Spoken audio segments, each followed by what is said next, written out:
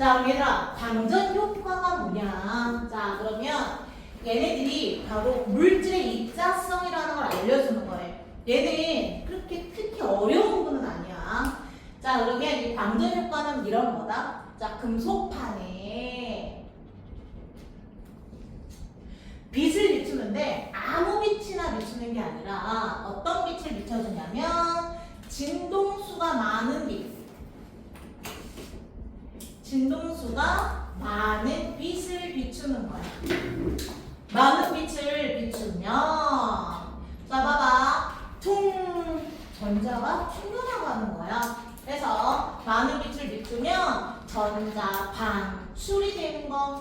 뭐야, 금속판에는 분명히 자유전자라는 게 있었을 거거든. 근데 그 자유전자가 방출이 된다. 이런 걸 우리는 뭐라고 한다? 광전 효과라고 한다. 사실은 얘네들은 뭘 설명하기 위한 거냐면, 얘들아, 우리 지난 시간까지 뭐 렌즈, 뭐 빛의 굴절, 맞아, 뭐 반사, 뭐 이런 것들 막 배웠잖아. 간섭, 회절 이런 거 배웠거든. 이런 거는 떨림이 진행하는 파동으로 설명할 수 있었던 거야. 파동. 맞아. 근데 뭐야, 이 광전 효과는 빛이 입자이기도 하대. 원자, 분자 이런 것처럼 빛이 광자라고 하는 입자래. 그래서 광전 효과는 빛의 입자의 성질을 나타내주는 입자성을 증명하는 현상이 바로 광전 효과라는 거야. 그래서 마치 이런 거야. 간단하게 보면 뭐냐면, 자, 얘들아, 여기 검전기가 있어. 여러분들 검전기는 중학교 2학년 때 자 배웠어요? 안 배웠어요? 배웠어요. 자, 여기 검전기. 저 금속박이 벌어졌다 오므라들었다 하면서 각각 얘네들 대전 여부랑 이런 거를 파악할 수 있는 게 검전기였거든. 근데 내가 여기 검전기에 각각 뭔데 마이너스로 대전을 시켜놨어.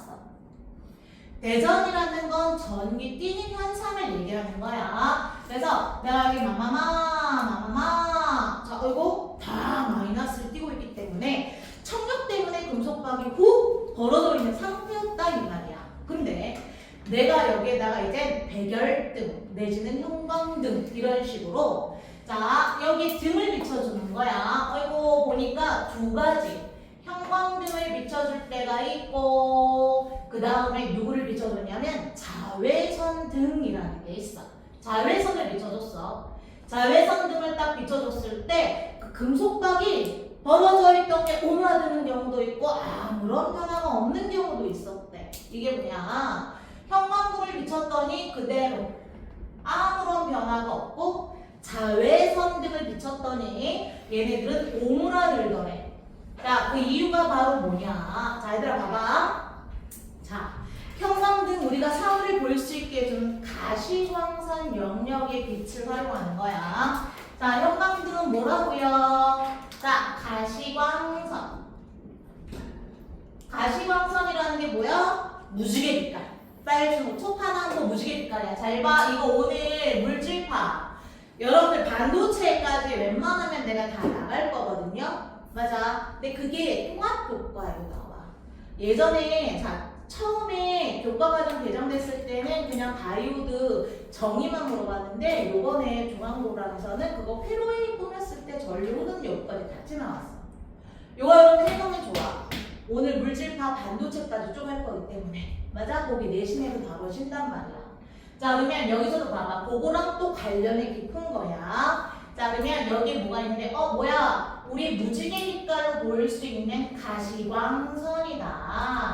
빨주노초 파남보 이거는 가시광선이고, 보라색 바깥에 있다 외선인데 이거는 자외선이라고 하고, 그 다음에 붉은색 바깥으로 있다 이거는 적외선이라고 한다. 그러면 여기 붉은색이다라는 건 700나노미터의 파장.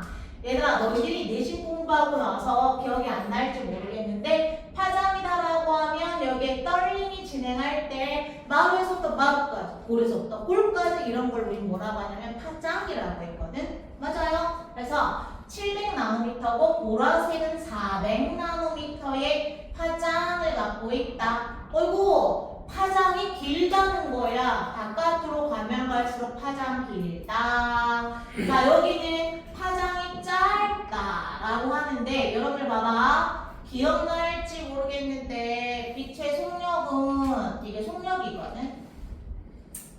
빛의 속력은 주기분의 파장. 뭐야? 여기서부터 여기까지 가는데 걸리는 시간은 주기. 여기서부터 여기까지 가는데 이동 거리는 그냥 파장이라고 했거든. 그런데 자 봐봐. 원래는 주기분의 파장이야.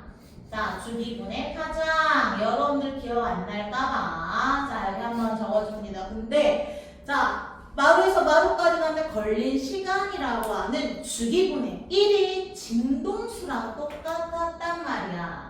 그래서 1초 동안 진동한 횟수라고 하는 진동수 곱하기 람다라고 하는 파장. 시간분의 거리 똑같아.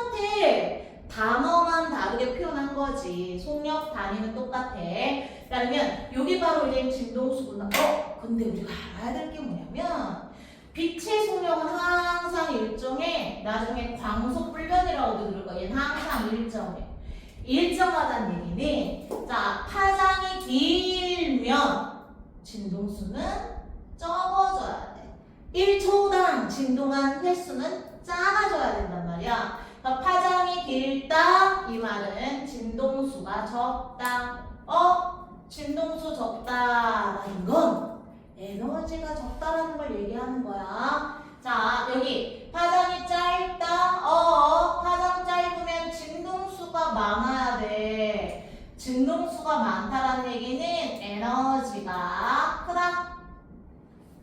진동수가 적다라는 건 에너지 작다. 왜 그런지 나 얘기할 거야. 우선 요것만 한번 적어놓게 되면 이거 뭐야? 그러면 가시광선 영역을 우리가 비춰줬을 때는 자외선보다 파장이 기니까 진동수가 적어서 에너지가 적었단 말이야. 에너지가 적었으니까 전자가 튕겨나갈 수가 없었어. 충분하지 않았는데 자외선 등 같은 경우에는 뭔데? 파장이 짧다, 진동수가 많다 이 말이야. 아까 뭐라고 그랬어? 진동수 많은 빛을 비추면 전자가 튕겨나간다. 전자가 방출이 되기 때문에 전하가 없어지니까 얘가 오류라는 거란 말이야. 맞아요. 왜? 알고 봤더니 얘네들 입자로만 설명해 줄 수 있는 게 빛도 양자다.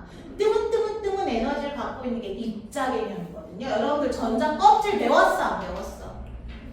원자의 중심에 핵이 있으면 전자가 들어가는 건 뜨문 전자 껍질에만 들어간다라는 거 여러분들 배웠을 거야. 주기율표 배울 때. 맞아요? 자, 그러면 그렇게 뜨문 에너지를 갖고 있는 양자화 되어 있다라는 말로 들어볼 수 있거든요. 그래서 여기서도 뭐야? 양자 에너지. 불연속적인 에너지. 양자는 플러스잖아요. 이렇게 생각하면 안 돼. 여기서는 입자인데 뜨문 에너지. 빛처럼 쫙 연속적인 에너지를 갖는 게 아니라 불연속적인 에너지 가진 입자, 이거를 양자 개념이라고 하는데, 야, 빛도 입자야 라고 얘기하면서 광량자라고 얘기를 하는 거야. 알았니? 광량자. 그래서 얘들아 여기서 봐봐. 광량자다? 아이고, 오로지 얘네들의 에너지는 F 헤르츠 개념인 진동수에만 미래. 그럼 진동수 곱하기 H. 저 H는 신경 쓸 필요도 없어. 상수야.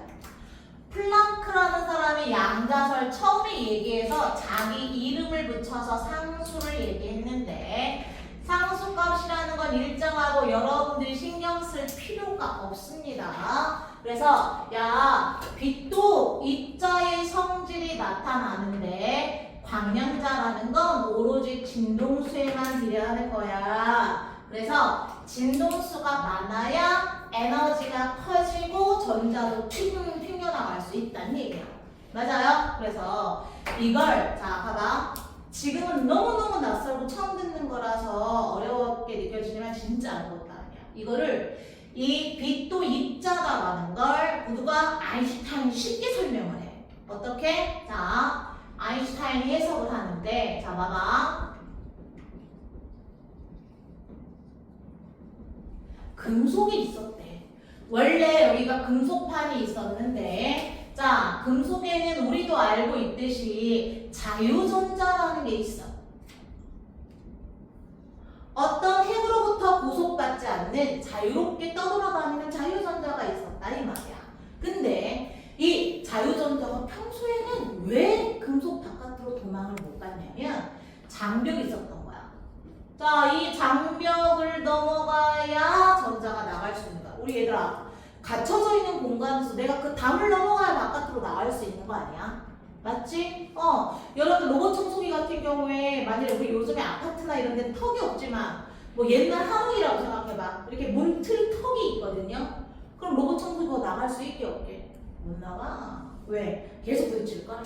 벽인 줄 알고 못 나가. 턱이 있으니까. 맞아. 여기도 문턱 진동수 내지는 한계 진동수라는 게 있어. 금속마다 야 너네 이거 넘어가야 나갈 수 있어? 라고 하는 게 정해져 있다 이 말이야. 그래서 이거를 에너지 장벽이다 라고 해서 W 이거 이란수로 얘기하는데 그냥 에너지 장벽이라고 생각하면 돼. 에너지 장벽이다. 이거는 자 넘어갈 수 있는 조건 문턱이다라는 각각 문턱 진동수라는 게 있어서 얘가 어떻게 되냐면 봐봐. 야야야 얘네 에너지 장벽이다라는 건 이렇게도 표현해. HF0 나 최소 이만큼의 에너지 장벽이 있기 때문에 이거보다 에너지 커야나 나갈 거야 라는 조건을 얘기하는 거야. 맞아요. 뭐 서울대에도 야 너네 이 성적 이상은 와야 내가 뽑아줘 라고 하는 게 있을 거 아니야. 대학의 문턱을 넘어가려면 성적이 맞아야 되지. 여기도 마찬가지야. 이 금속을 벗어나려면 이거를 뛰어넘는 애들만 나갈 수 있다는 말이야. 맞아요. 그러면 이 F0를 우리는 한계, 그 한계를 넘어가야 된다. 한계 진동수에 따른 에너지, 이게 W라고 표현하고 이게 에너지 장벽인 거야. 이런 거다. 그러면 야야야 여기 빛 비춰봐. 파동이면서 입자라고 하는 광량자가 있단 말이야. 파동이면서 입자라고 하는 광량자가 이렇게 있는데 뭐야 형광등 같은 경우는 진동수가 적어서 에너지가 충분하지 않아서 얘 비춰봤자 전자가 장벽을 못 넘어가는 거야. 못 나가. 근데 자외선도를 비추니까 진동수가 충분히 많아서 나 HF 이 진동수가 문턱 진동수라고 하는 한계 진동수보다 더 큰 거야. 자외선도 비춰주면. 그러니까 전자를 확 그냥 전자에다가 빛을 비춰주면 그 에너지를 다 받아.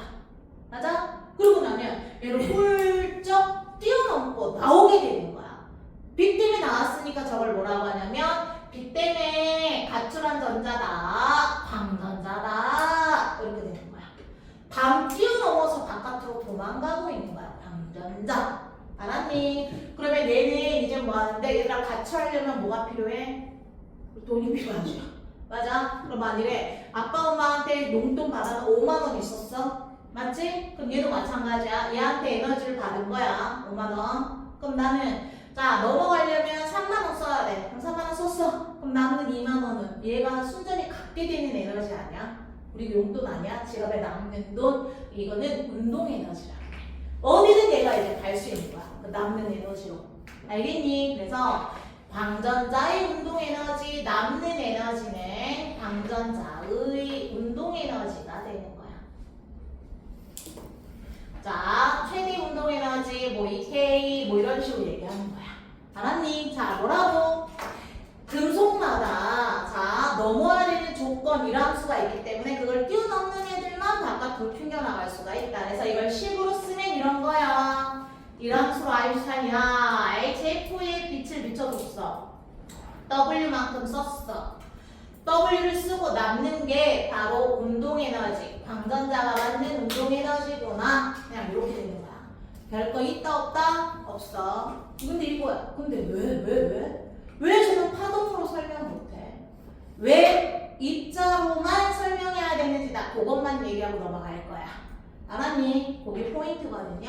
자 그러면 뭐야 왜 얘는 파동 아니야? 필승 파동이라고 여지껏 했는데 왜 얘는 입자로만 설명할 수 있는 성질일까?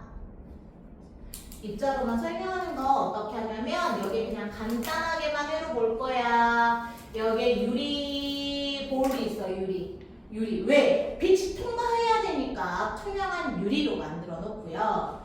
여기 금속판, 여기 금속판이야. 자, 그 다음 여기 이제 전극하고 연결할 거야. 누구랑 연결할 거냐면 마이너스 극하고 이렇게 연결할 거고요. 그 다음 여기에는 플러스랑 연결되어 있는 금속 볼이 있었던 거야. 이것도 금속으로 이루어져 있고요. 여기에 플러스 극으로 이렇게 연결되어 있어서 전원장치에 연결되어 있고, 자, 그 다음 스위치를 딱 켰어. 뭐야? 스위치를 온 해도, 자, 여기에 전류가 흐르는지 여부를 파악하는 전류계가 여기 이렇게 있었다라고 하자.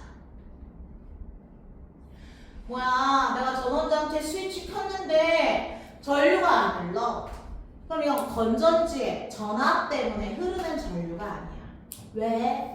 여기가 뻥 뚫려 있으니까 마치 내가 아무리 스위치를 켜서 전류를 흐르게 하려고 해도 여기가 연결되어 있지 않고 뚫려 있기 때문에 스위치를 열어놓은 거랑 똑같은 상태야. 전류가 갈 수 있는 길이 끊겼잖아. 어떻게 가? 못 가. 그럼 여기서 이제 어떻게 한다고? 빛을 비추는 거지.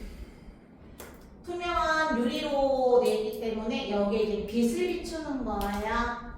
그럼 빛을 비추면 전자가 퉁 여기서 튕겨나오는 거야. 어디? 요 금속판에서. 자, 봐봐.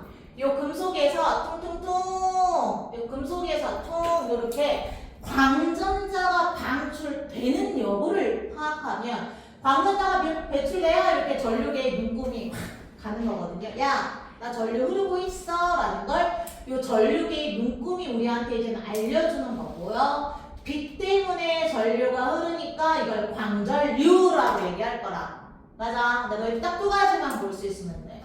왜 얘가 입자로만 설명할 수 있냐? 자, 이거 들으면 아무것도 아니다. 낯선 거지. 자, 첫 번째. 자, F0가 한계 진동수라고 했는데 F0보다 자, 진동수가 작은 빛을 이 F0는 금속마다 정해져 있는 거야. 야, 나 이 정도 비춰서 나가는 금속이다. 이렇게 금속마다 달라. F0는. 그러면 금속의 F0보다 진동수가 적은 빛을 내가 비출 거야. 적은 빛을 어떻게 해? 빛의 세기를 엄청 강하게 비춰줄 거라고. 빛의 세기 강하게 이렇게 비춘다. 이랬을 때 전자가 튕겨 나가냐 안 나가냐로 입자냐 파동이냐를 얘기할 수 있는 거야. 왜? 너네 이런 게 있거든요.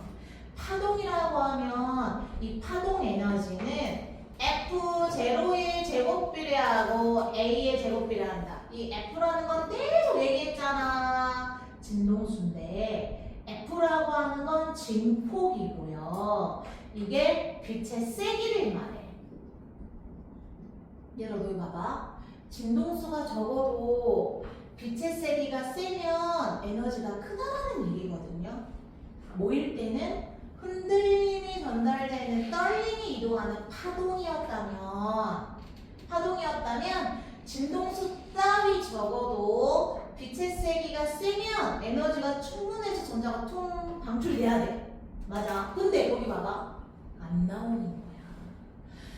문턱 진동수 이상 빛을 비춰주지 않으면 아무리 빛의 세기를 강하게 해도 전자 방출이 된다고 안 된다고? 전자가 방출이 되지 않았다. 왜? 아무리 빛의 세기 세봤자 소용없어. 진동수가 나가서 왜? 양자라고 하는 입자기 때문에 입자 에너지는 오로지 누구에만 비례하기 때문에 강하게 비춰봤자 나 못 나가. 이 말인 거야. 알겠니? 맞아? 그래서 자, 한계 진동수보다 나 작은 빛을 비춰주면 아무리 빛을 강하게 해도 전등을 막 10개, 20개 비춰주면 강한 거잖아. 그래도 안 나가.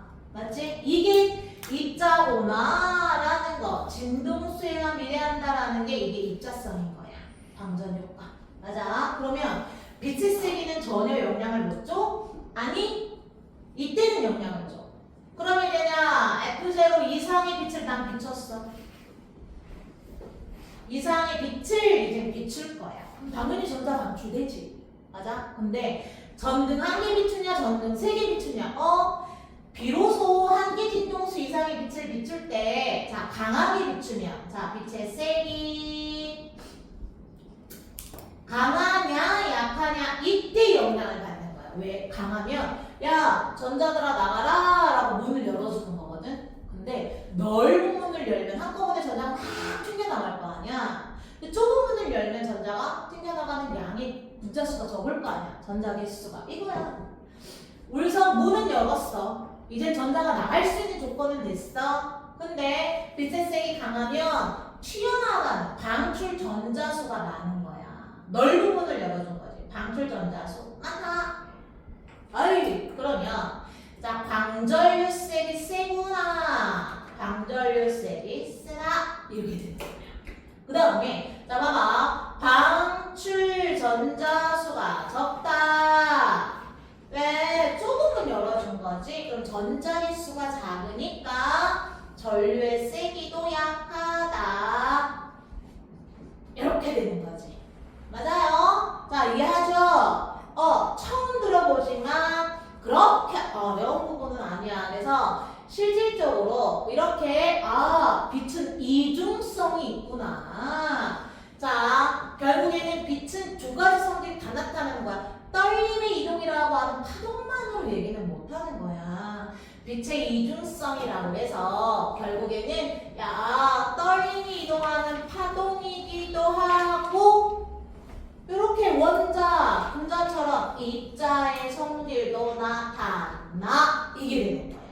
그래서 파동의 성질이라고 하는 건 뭘 통해서 알아낼 수 있냐면 간섭과 회절. 간섭이 뭐라고 했지? 노이즈 캔슬링처럼 소리 뚝 외부 소음 제거할 수도 있고 소리 더 크게 할 수도 있고. 맞아. 이런 게 바로 뭐라고 그랬어? 자, 중첩되면서 진폭 커지거나 작아지고. 얘가 이거 회전이 뭐라고 그랬지? 불 끄면 문틈 사이로 빛이 쫙 장애물 건너편까지도 퍼져나가네? 이게 회전이야. 이거는 파동으로 설명할 수 있어. 불철이나 반사는 공도 튕겨나올 수 있기 때문에 100% 파동 아니어도 일어나기 때문에 파동성을 설명하는 건 이거라고 했다. 일자성은 광전 효과 이거야. 알았니? 맞아요? 그래서 여러분들 잘 봐. 책 잠깐만 보자. 여기에 대한 내용만 여러분들 보면 돼. 줄줄줄줄 볼 거 없고 이거 이용한 게 바로 뭐라고? CCD 전화 결합 소사 뭐 이런 거 있는데 요즘 누가 디지털 카메라 써? 아니면 영상장치 뭐 이렇게 이런 거 핸드폰에 다 들어있잖아. 우리는 영상도 사진도 다 뭐로 찍는 거야? 휴대폰으로 찍기 때문에 뭐 얘네 CCD가 어디에 이용하냐면 영상장치 촬영하는 장치 뭐 이런 데도 이용되거든요. 맞아. 그래서 굳이 이제 전화 결합 소자에 광다이오드가 쓰인다. 그게 광전 효과 이용하는 거다. 이런 것만 알아보면 돼. 태양전지. 태양전지 여러분 초등학교까지 나올 거거든요. 태양전지도 광전 효과 이용해. 빛 비추면 전자가 퉁 튕겨나오면서 전류 흐르는 거. 그게 태양전지야. 알았니? 그냥 그럼 한 번만 읽어보면 돼. 난 여러분들 넘겨봐봐. 몇 번 문제 한번 대표적으로 내가 풀어볼 거냐면 나머지 문제 여러분들 풀어보고 이거 27번 잠깐만 볼까? 그리고 나 물질파 넘어가서 물질파까지 하고 잠깐 쉴게요.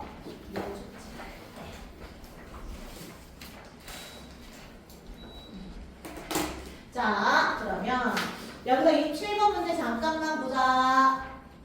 141페이지입니다.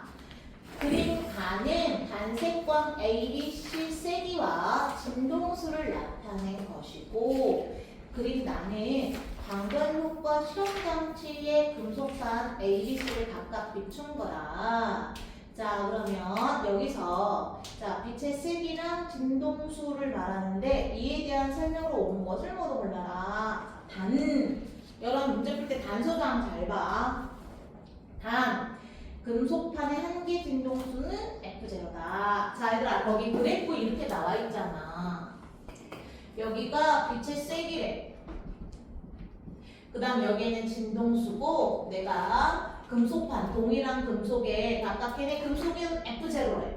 근데 여기가 B, 여기가 C, 여기가 A 이렇게 그래프가 나와 있다 이 말이야. 그럼 얘들아 너희들 어떤 빛을 비춰야 전자가 퉁 방출돼서 광전류 흐를 수 있을까?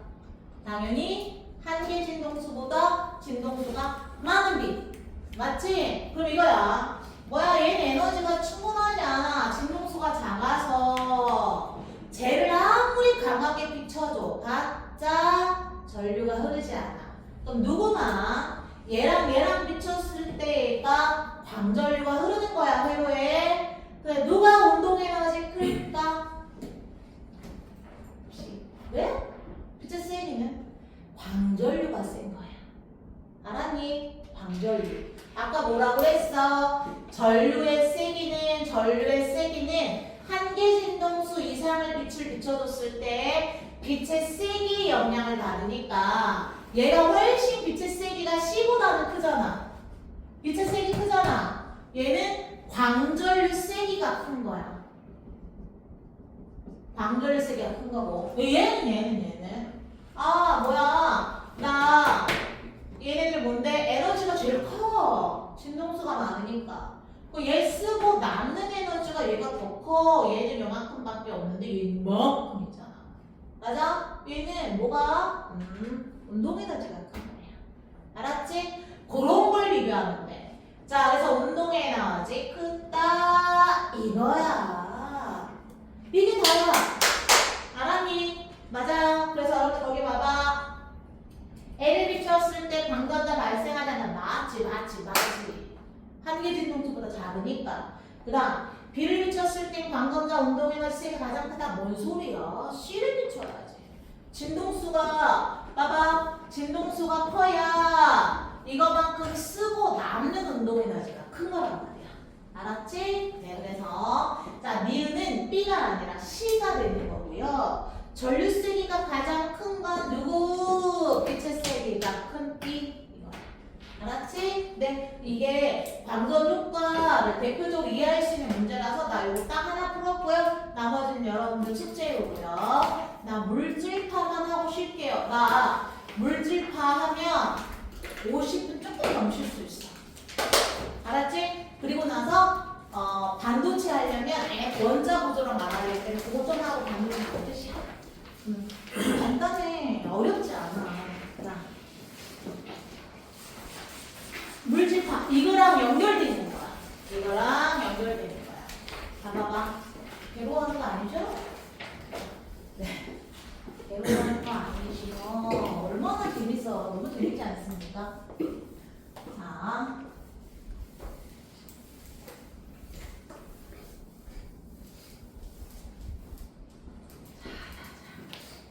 이게 안 지워져가지고.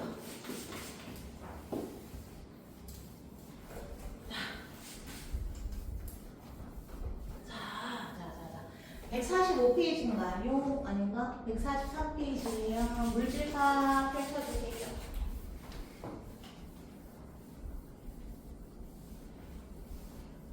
자, 얘들아. 너희들 물질은 뭐로 이루어져 있어? 원자. 맞지? 그래서 물질은 입자라고만 생각을 했단 말이야. 맞아? 물질은 알갱이로 이루어져 있는 입자다. 그리고 빛은 파동이야? 이렇게만 생각을 했었단 말이야. 그런데 자 봐. 뭐야? 물질은 입자라고만 생각했는데 떨림이 진행하는 파동의 성질이 나타나는 거야. 그래서 이것도 뭐냐면 물질도 입자로만 설명할 수 없다. 얘도 이중적인 성질이 있다. 누가? 드브로이라는 사람이야. 빛이 파동이 없는데 입자 성질이 있다고? 에이, 그러면 입자도 그런 거 아니야? 이렇게 말하는 거야. 입자, 어이고 물질이다라고 하는 건 입자의 성질이다라고 원자 이런 거 얘기할 수 있는데, 어이고 떨림이 이동하는 파동의 성질도 나타나는 데.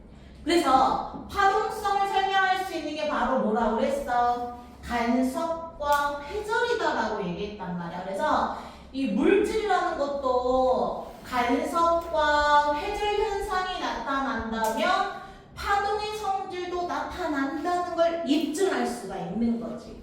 맞아요? 그래서 여러분 봐봐. 아, 드브로이라는 사람이 이제 얘기한 거야. 야, 운동하는 물체는 웨이브를 그리면서 가. 자, 운동하는 물체는 이렇게 떨림의 진행이 파동이기도 해 라고 얘기하는 거야. 운동하는 물체.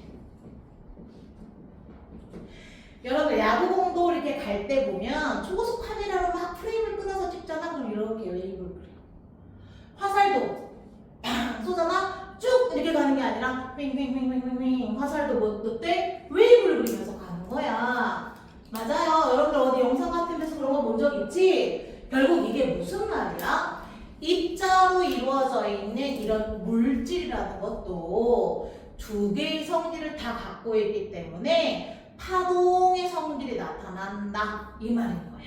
맞아? 그래서 자, 얘네 운동하는 물체는 파동성이 나타난다라고 얘기하는 사람이 드브로이였던 거야. 그 파동의 이름 물질파라고 해서 드브로이파라고 얘기하고요. 얘네들도 그럼 뭐가 생기는 거야? 람다라고 하는 운동하는 물체는 여기서부터 여기까지 파장이 생기는 거야. 떨림이 진행하는 거니까. 맞아요. 자, 근데 이 파장은 어떻게 해? 운동할 때 운동량이 생기겠지. 질량 곱하기 속도라는 건 여러분들 통합교과에도 나오는 운동량 개념이야. 운동하는 물체는 자 저렇게 웨이브를 그리면서 파동의 성질이 나타난다 라고 하는 게 바로 드브로이파야. 자, 그러면 이걸 누구로 나눠줘? H라고 하는 아까 상수 플랑크 상수를 운동량으로 나눠주면 되는 거야. 이게 왜 생긴 줄 알아? 한번 들어봐. 왜요? 뜬금없이가 아니라 이 드브로이가 자기도 막 계산한 거야. 에너지는 mc제곱이다. 질량이 곧 에너지다라는 거 이거 여러분들 자 통합교과에서 별 얘기할 때 핵반응할 때 항상 나오는 식이야. 빛의 속력은 일정한데 질량이 줄어들면서 에너지가 줄어드니까 방출하는 거야.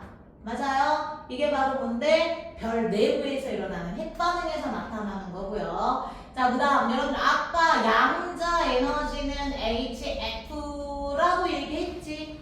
맞아요? 그 다음 뭐야 빛의 속력은 진동수 곱하기 파장으로 나타내 줄 수 있다. 그러니까 진동수 대신에 람다분의 C로 우리가 이제 얘기할 수 있거든요. 맞아. 얘네들의 에너지 똑같은 에너지니까 쟤네 같다가 되는 거야. 볼까? mc제곱은 h 람다분의 C고 cc 약분하면 아이고 람다라는 파장은 질량과 속력의 곱분의 h 이렇게 되는 거야. 빛의 속력은 C라면 물질의 속력이니까 그냥 V라고 표현한 거지. 맞아요? 맞아? 요것만 알아두면 돼. 근데 여러분들 이제 나중에 S1이나 이제 물리 문제를 조금 더 하다 보면 운동 에너지로 구하는 식, 운동 에너지 이용하는 식으로도 바꿀 줄 알아야 되는데 그냥 설명만 하고 그거를 막 연습시키진 않을 거야. 아직은. 우리는 뭔지 처음 들어보는 거니까. 결국에 이렇게 되는 거고 그럼 만일 봐봐. 운동 에너지 이런 데 내신 들어간 사람들 있잖아. 운동 에너지 뭐야? 2분의 1 mv 제곱이다. 맞지? 근데 mv를 전체를 제곱을 해준다면 운동량의 제곱이거든요. 근데 이거를 뭐로? 2m으로 나눠주면 쟤랑 식이 똑같아지는 거야.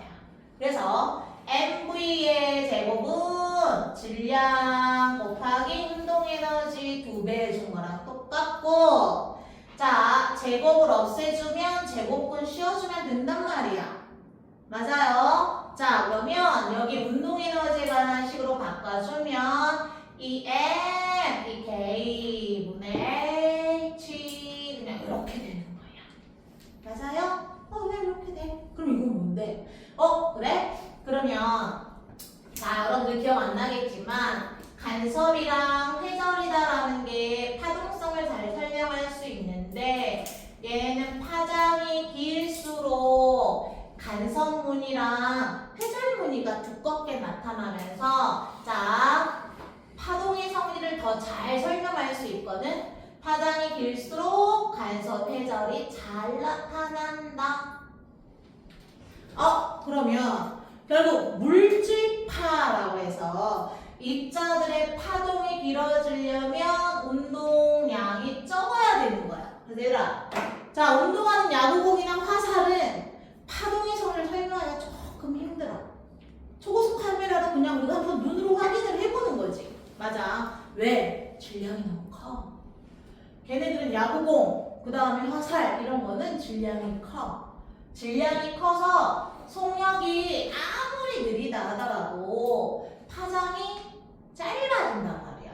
그러면 간섭이나 회절 현상을 잘 설명 못 하거든요. 우리는 누구를 설명할 수? 전자. 전자 질량 진짜 작잖아. 양성자 하나보다도 1800배분의 1. 진짜 질량이 작아. 맞아? 그래서 우리는 이 물질파라고 하는 자, 드브로이파라고 하는 거에 파장이 길어야 파동성을 잘 설명할 수 있는데 주변에 그냥 일상적인 물체로는 우리가 설명하기 힘들다. 파장이 짧아서. 그래서 자, 전자를 이용하는 거야. 전자를 이용해야 질량이 엄청 작기 때문에 파장이 길게 나타나서 간섭과 회절이다라는 거 현상을 쉽게 실험을 해서 우리가 확인할 수도 있다 이 말이야. 알았지? 그래서 여러분들 144페이지 보게 되면 자, 전자의 파동성. 얘들아, 너네 전자 파동이용한 게 전자현미경이야, 전자현미경. 광학현미경은 눈으로 볼 수 있잖아. 그 광학현미경이잖아. 근데 전자현미경이 바로 전자의 파동성을 이용한 거야. 알았니? 네. 자, 그러면 여기에 전자의 파동성이다. 전자가 자, 입증을 하는 실험이야. 얘들아, 나 이 실험을 달달달달달달 외울 필요 있어요? 없어요? 이런 거가 전자의 파동을 입증하는 거구나. 이런 걸 알아놓으면 되는 거야. 자, 제일 처음에 톰슨의 자, 회절 실험이라는 게 있어. 너희 회전은 장애물 건너편까지 파동이 진행되는데 단일 슬립, 바늘구멍 하나만 뻥 뚫어주면 스크린에 이제 막 이제 띠를 그리면서 빛이 회절된 게 딱 나타나거든요. 맞아. 그냥 여러분들 뭐라고 그랬냐면 이렇게 좁은 여기 손가락과 손가락 사이에 틈을 좁게 만들어요. 좁을수록 더 회절이 잘 나타나거든요. 이렇게 빛을 비춰주면 그 사이에 검은 선이 이렇게 나타나는 게 보여요. 여러분들 나중에 이렇게 한번 해봐. 자, 그럼 그게 회절이야. 이 틈 사이로 빛이 전달됐는데 회절은 두껍고 좁고 이런 회절 무늬가 만들어져. 그래서 여기도 마찬가지. 자, 여기 금속판이 이렇게 있었어. 금속판을 하는 건 당연히 뭐로 이루어져 있어? 입자로 이루어져 있다 이 말이야. 얘들아, 입자랑 입자 사이에 그 좁은 틈으로 각각 빛이 쭉 회전하면서 회절 무늬를 만들거든요. 그래서 자, 만일에 봐봐, 여기다 X선이라는 건 전자기파야. 빛 속에 들어있는 거야. X선을 쪼여주게 되면 자, 그 입자 주변으로 검은 선이 나타나면서 회절 무늬가 이렇게 나타났어. 그건 파동이니까. X선은 파동이니까. 전자 한번 쏴볼까? 그럼 요 대신에 전자를 쏘니까 자, 쟤보다는 선명하진 않지만 전자도 꾹꾹꾹꾹꾹꾹꾹 이렇게 밝고 어둡고 전자도 회절 무늬가 나타나더라. 어이구, X선처럼 운동하는 전자총을 빵 쏴주거든요. 운동하는 전자는 이렇게 파동의 성질이 나타나는구나. 전자도 회절 무늬가 나타나는구나. 전자 회절 무늬가 X선 회절 무늬랑 비슷하게 나타난다고. 알았지? 선명하진 않지만. 자, 그 다음에 자, 데이비스하고 점어라고 하거든요. 점어의 실험. 이거는 뭐냐면, 자, 유리 안에 이제 진공 상태로, 자, 여기 이제 니켈 금속, 니켈 결정을 놔주는 거야. 니켈 금속을 보면 걔네들도 니켈 입자들이 막 모여 있었는데, 여기 전자를 쏴주는 거야. 자, 전자를 특정한 각각 전압으로, 뭐 5.4, 뭐 이런 식으로 각각 자, 전자를 쏴주는 거야. 방출을 빵 했거든요. 그러면 이 니켈 입자 사이에 퉁퉁 부딪혀서 각각 회전을 통해서 이렇게 전자가 어느 한쪽에 모이는데 자, 한 52도다. 자, 요 특정한 각도만큼 꺾인 시점에 보강 간섭에 의해서 전자가 그냥 한쪽에 많이 모이는구나. 검출기가 왔다 갔다 하면서 전차를 검출했더니 어떤 특정한 각도의 전자가 많이 모이더라. 이거는 무슨 보강 간섭 때문이다. 뭐 그냥 이런 실험이야. 이런 실험들이 다 뭐 설명하고 싶은 거라고? 물질의 파동성을 설명하고 싶은 그냥 실험들 이렇게 생각하면 돼. 알겠습니까? 네, 그래서 결국 여기도 결국 뭔데? 오각 간섭 실험이 되겠고요. 자, 그 다음에 자, 이중 슬릿 실험이 있어. 조금만 집중해. 자, 이중 슬릿 실험. 이중 슬릿이 뭐야? 바늘구멍 2개를 뚫어줬을 때, 자, 빛이 쫑쫑쫑 뻗어나와서 저기 떨어져 있는 스크린에 얘네들이 간섭문이 나타난다. 보강상쇄 증강격으로 밟고 얻을고 밟고 얻을고라고 하는 간섭문이 나타나는구나. 빛에 자 같은 동일한 위상으로 중첩시키려고 단일 슬릿, 구멍이 슬릿이야. 단일 슬릿과 이중 슬릿을 놔서 빛의 간섭 무늬를 봤었거든. 근데 누구도 전자를 쐈단 말이야. 전자를 쏴도 빛과 같이 전자의 간섭 무늬가 이렇게 나타난다. 아, 전자 파동이구나.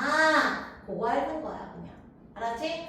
이런 실험을 통해서 전자 파동을 설명하는 거고. 이걸 이용한 게 바로 뭐라고? 나 이것만 얘기하면 돼. 전자 현미경이구나. 전자라는 건 입자인데 파동의 성질이 있어서 그 파동성 이용한 게 전자 현미경이야. 얘들아, 광학 현미경의 성능이 얘들아 전자 현미경 그 뒤에 또 나와. 알았지? 근데 전자 현미경의 성능이 더 좋게 아니면은 광학 현미경의 성능이 더 좋게? 전자 현미경. 광학 현미경은 우리가 눈으로 볼 수 있잖아. 확대를 많이 하긴 하지만 전자 현미경보다 확대도 못하고 맞아. 분해능 이게 해상력이라는 게 있어. 현미경의 성능이라는 건 자 해상력 내지는 다른 말로 분해능이라고 해. 이거는 망원경, 현미경 이런 것들 성능을 나타내 주는 거야. 다 같은 개념인데 이거다. 자, 저 먼 별을 볼 거야. 그래서 너 하나인 줄 알았거든. 맞아? 내가 보는 적경 저기 별의 빛을 얘기하는 게 있어. 우리 위도경도처럼. 적경 저기를 딱 맞춰가지고 별이 어디에 있는지 막 내가 아마추어 천문학자라서 내가 이렇게 불절망을 갖고 있어서 막 봤다? 근데 난 별 하나인 줄만 알았어. 근데 천문대에 가가지고 천문대 있지? 거기 가서 봤더니 내가 똑같이 보던 별이었는데 알고 봤더니 두 개였던 거야. 왜? 인접해 있는 얘네들이 성능이 안 좋으면 하나처럼 이식하거든요. 왜 감각점 적으면 무뎌가지고 하나로 이식하듯이. 맞아. 얘네들도 성능이 안 좋으면 두 개의 별이었는데 하나처럼 그냥 둘이 무실하게 봐버리는 거야. 성능 좋은 아이들은 이렇게 가까이 겹쳐져 있어도 이걸 이렇게 두 개로 분리낼 수 있거든요. 그게 분해능이거든요. 이게 성능이 좋은 거거든요. 맞아. 그래서 이 전자현미경이 광학현미경보다 성능, 해상력 분해능이 좋아. 근데 특히 이 전자현미경의 분해능이 더 좋아지려면 회절이 잘 안 일어나야 돼. 회절이 뭐냐면 아까 이렇게 봐도 고무선이 휙 나타나는 것처럼 빛이 퍼지면서 상이 막 어리거든요. 뜨뜻하게 맺히는 게 아니라. 맞아? 그럼 회전이 잘 안 일어나야 또렷한 상을 볼 수 있는 거야. 막 퍼진 현상 없이. 맞아요? 그래서 결국에 이 입자의 파동성을 이용한 전자현미경이 분해능이 좋으려면 그 물질파의 파장이 짧아야 성능이 좋다. 그래서 파장이 짧으려면 전자라고 하는 질량이 작은 걸 이용해서 당연히 파동성은 나타나는데 우리가 설명할 수 있는데 속력이 빨라야 돼. 속력이 빨라야 파장이 짧아지면서 파동성이 잘 나타나는 거야. 파동성이 잘 나타나는 거가 아니라 분해능이 좋은 거야.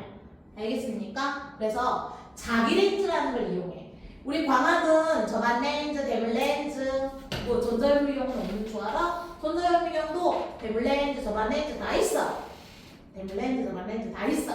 맞아? 근데 이걸 자기 렌즈를 쓰는 거야. 자기장을 걸어주는 거야. 강한 자기장. 그래서 얘는 자기 렌즈를 쓰는 거야. 이 자기 렌즈가 강한 자기장을 걸어줘. 자기장 속에 전자가 있으면 전자기력, 힘을 받아. 그래서 가속시키기도 하고 적재적소에 전자를 분포시켜주는 거야. 우리가 상을 보려고. 맞아. 그래서 강한 자기장이 전자 가속시키기도 하고요. 궤도 변경도 시키면서 우리가 볼 수 있어. 그래서 결국엔 전자현미경은 딱 투과다 주사다. 이거만 얘기한 뜻이야. 투과 현미경, 주사 현미경. 투과 현미경은 TEF. 여기는 주사는 SEF이라고 합니다. 두 가지 방식이야. 그래서 얘들아, 투과가 뭐야? 통과한다는 얘기 아니야? 시료를 얇게 잘라. 마이크로톰이라고 하는 각각 그 기계가 있거든요. 내가 관찰할 시료, 여러분들이 마이토콘드리아라든지 영록체라든지 있잖아. 그걸 되게 얇게 점여. 그러면 속구조. 전자가 통과하면서 그 속구조를 파악할 수 있는 게 바로 투과현미경이야. 시료가 굉장히 얇아야 한다라는 조건이 있습니다. 두꺼우면 통과하다가 속력이 느려져. 그럼 파장 길어지면서 잘안 보여. 알겠습니까? 그래서 얇게 점여야 되는 거야. 알았지? 그래야 속력 빠른 상태로 통과할 수 있거든. 알겠지? 그래야 해상력이 좋아지고. 주사현미경은 입체적인 3차원 구조, 입체적인 모습을 보는 거야. 야, 마이토콘드리아 어떻게 생겼다고? 야, 락비공처럼 납작하게 생겼어. 강낭콩같이. 뭐 이런 거 어떻게 알아? 주사현미경. 입체적인 모습을 보는 거야. 얇게 점일 필요 없죠. 얘네들은. 알겠습니까? 네. 여기까지. 그러면 얘들아 잠깐 쉬세요. 5분까지 쉬세요. 5분까지. 내가 아까 이렇게 됐나? 5분까지. 얘들아, 원자 구조랑 반도체 한번 보도록 하겠습니다. 제일 처음에 우리 원자는 중학교 2학년 때부터 주구장창 계속 배워왔던 거야. 원자는 뭔데? 물질을 구성하는 기본 단위가 바로 원자란 말이야. 원자는 전기적으로 뭐지? 중성. 맞아. 근데 우리는 원자의 중심에는 사실 뭐가 있어? 양전하를 띠고 있는 원자 핵이다라고 하는 게 있다. 맞아. 그리고 중학교 때는 어떻게 배우냐면 중학교 때는 대부분 빈 공간이고 원자 중심에 원자 대부분의 질량을 갖고 있는 원자 핵이 있는 거야. 그리고 이 대부분의 빈 공간에 각각 음의 전기를 띤 전자가 막 핵둘레를 돌고 있어. 맞아요? 이거는 러더퍼드라는 과학자가 어떤 알파 입자 산란 실험이라는 걸 통해서 핵의 존재를 알아내서 그냥 나왔던 구조야. 있을 수 없는 구조입니다. 왜냐면 핵이 중심에 있을 때 우리는 그냥 그렇게 배우지만 핵이 중심에 있을 때 전자가 이렇게 중력같이 전기력이 구심력을 작용해서 움직이거든요. 얘네들이 이제 점점 전자기파를 방출하면서 안쪽으로 돌다가 꽝 충돌해서 소멸해요. 있을 수가 없어. 그게 10의 마이너스 30 몇 승초야. 1초도 존재할 수 없는 원자 구조야. 알았니? 근데 얘네들이 그냥 우리는 중등부 때는 이제 그렇게 배우는 거야. 근데 실질적으로는 양의 전하를 띠고 있는 원자 핵이 중심에 있고 전자라고 하는 건 자기가 있을 수 있는 공간이 있어. 전자 껍질이라고 해서. 맞아. 그래서 자, 에너지를 가지고 있는 전자 껍질이라는 게 있고 전자는 아무렇게나 돌아다니는 게 아니야. 그건 너무 불안정하기 때문에. 맞아. 전자가 존재할 수 있는 전자 껍질이다 라고 하는 게 있어. 전자 껍질, 쉽게 말하면 전자 껍질이고 여러분들 주기율표에서 주기 개념에 해당하는 그 양자수야. 주양자수. 그래서 자, 얘는 에너지 준위 에너지 레벨이라고 해서 전자가 존재할 수 있는 껍질이야. 얘는 보니까 하나만 있는 게 아니야. 자, 첫 번째 껍질도 있고 두 번째 껍질도 있고 자, 세 번째 껍질도 있고 무한대까지 전자가 존재할 수 있는 껍질이다라고 하는 에너지를 갖고 있는 게 있단 말이야. 맞아. 그러면 자, 이런 거 뜨문 에너지를 갖고 있다. 이게 양자화 되어 있다. 이 말이야. 그래서 껍질마다 갖고 있는 에너지는 마이너스 n 제곱분의 화학 같으면 수소가 1312kJmol이고요. 우리 물리니까 13.6 EV 단위를 써. 선생님 저거 다 외워야 되나요? 안 외워도 돼. 숫자 안 외워도 돼. 왜? 수소는 13.6이고 뭐 다른 원자면 저기 50 얼마 그렇게 막 바뀌어. 그냥 수소를 기준으로 우리가 얘기하니까 그냥 13.6 EV가 되는 거야. 맞아요? 그래서 얘가 마이너스 n 제곱분의 13.6 EV이고 n이라는 거 자체가 의미하는 건 뭐냐면 전자 껍질 번호 1번, 2번, 3번, 4번인데 이게 사실은 에너지를 결정하는 주양자수라고 얘기해. 나중에 여러분 화학 이제는 좀 심화로 배우면 오비탈 개념 배우면서 공간, 확률 분포 얘기하는데 여기는 그 전 단계 여러분 통합효과에서랑은 다 이렇게 나온다고 생각하면 돼. 알았니? 그래서 통합효과랑 일반적인 화학에선 다 이렇게 나와. 물리도 그렇고 이게 주양자수라는 거야. 주된 에너지를 결정짓는 숫자구나. 이게 에너지를 결정하는 거야. 맞아. 그래서 자, 결국에 원자 구조는 러더퍼드라는 사람이 자 저렇게 행성 모형 태양 주변을 돌고 있는 지구 금성 행성들이 있다라고 해서 행성 모형으로 제안을 했지만 알고 보니까 얘네들은 안정한 구조가 아니다. 핵의 존재만 발견했고 그 뒤로 이렇게 말하는 전자 껍질은 보어의 궤도 모형이야. 이 특정 궤도를 돈다. 전자는 전자 껍질에만 있을 수 있다. 보어의 궤도 모형이야. 이걸 알아야 우리 반도체를 할 수 있습니다. 자, 보어의 궤도. 자, 특정한 껍질에 전자가 있다라고 하는 게 궤도 모형이고요. 자, 이거는 바로 뭐냐? 뜨문 에너지를 지니고 있구나. 수소의 경우는 원자에게 양성자가 하나가 있고 전자도 하나 있는데 전자는 껍질이라고 하면 어디든 존재할 수 있어. 그러면 첫 번째 껍질에 전자가 있다면 전자는 얼만큼의 에너지를 가질 수 있냐면 여기다 1을 넣어주면 자 얘가 얼마? 마이너스 13.6 EV. 여기다 이거 외울 필요 없다고 그랬다. 내가 그냥 여러분들한테 설명하려고 얘기하는 거야.